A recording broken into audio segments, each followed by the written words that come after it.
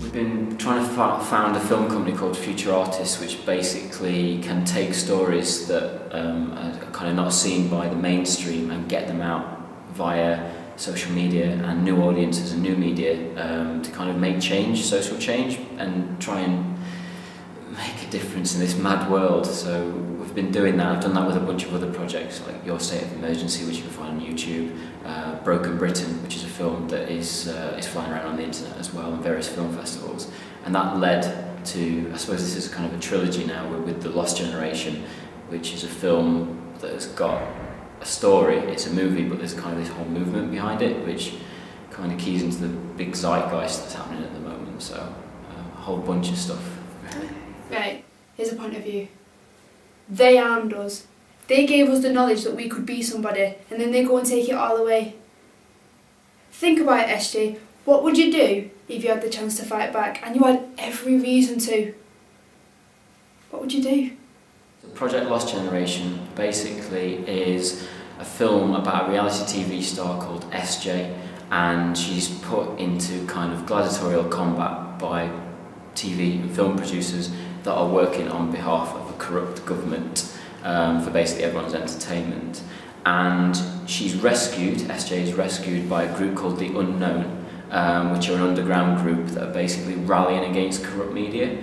And it kind of is an allegory to current events that are happening right now. Everything from kind of the phone hacking scandal to police being paid off to politicians stirring up kind of panic buying and all this sort of stuff. How the media is used to manipulate the general public into thinking one thing when they go away and do something else.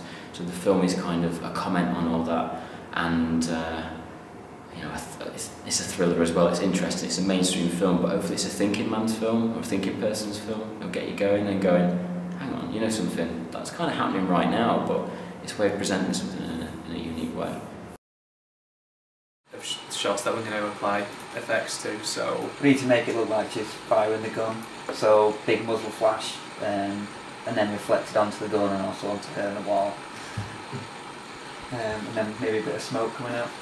Yeah, just overall, like, we're going to be using for that, I'm not sure if you guys are aware, there's Action Essentials too from Video Copilot. They have a great package of action essentials such as like muzzle flashes, bits of smoke, like Chris said, bullet firing, things like that. One thing we found as well, thanks to helpful tutorials from Video Copilot and Mr. Freddie Wong, if he happens to watch this, is just the ability to have interactive lighting. So if you kind of go back to where she was firing, for example, within this point here, obviously a lens flare, a muzzle flash would be coming through here, but also to kind of sell the effect, you'd want to have interactive lighting coming off her face, so by sort of masking an area around here and increasing the levels on that, it kind of creates that interactive lighting from the lens flare. But now is our chance to hit the reset button, and we're ready. I've just had word that in the next 24 hours, the last free network on this planet is about to be carved up, infiltrated and, yeah, dissolved into another police state. Some of you have got decisions to make in this room right now. Some of you will stand with us. Some of you will turn Judas. But most of you know that now is the time to fight fire with fire.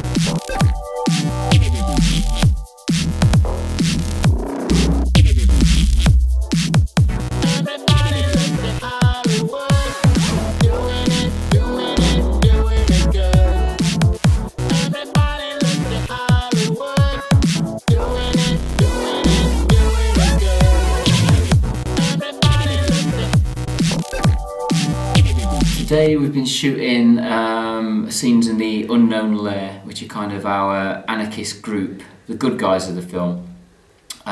They captured SJ, played by Victoria Connett, and they bring her back here to kind of debrief her, to tell her what their cause is and what they're kind of rallying against.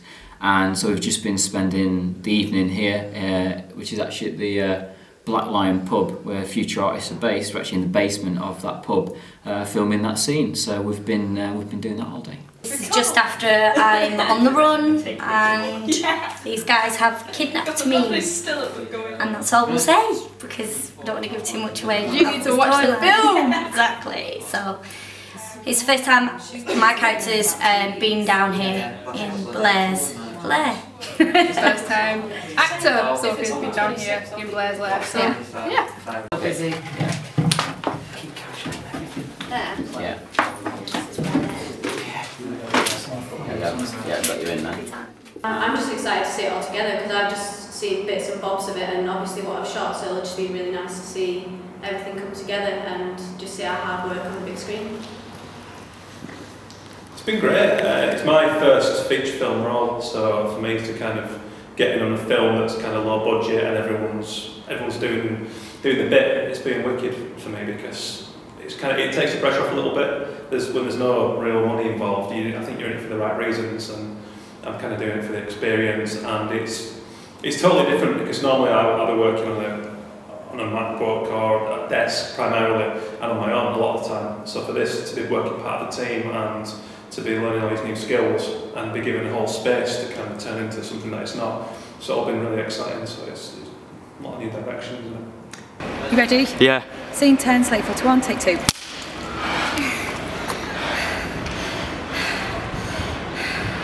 Slowly, camera moves, guys.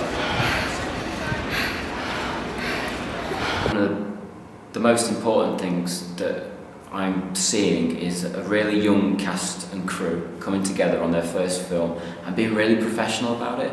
And because if you give kind of young people the chance to shine and give them like all the responsibility, they'll make it happen and they'll step up. And every time we've worked on the film set, it's been like being on a professional crew. I've worked for the BBC, I've worked for Sky, I've worked for ITV, I've worked on feature films, and the set that we've had from the off has been ultra professional. And that's a credit to these young guys and girls that are basically making it happen, and they're taking ownership of this. So really this project is theirs, and if they're the so-called lost generation, I'm not seeing any of that. I'm seeing a generation that's full of hope and opportunity, and hopefully this project will show the world what people can really do, outside of the mainstream, outside of the industry.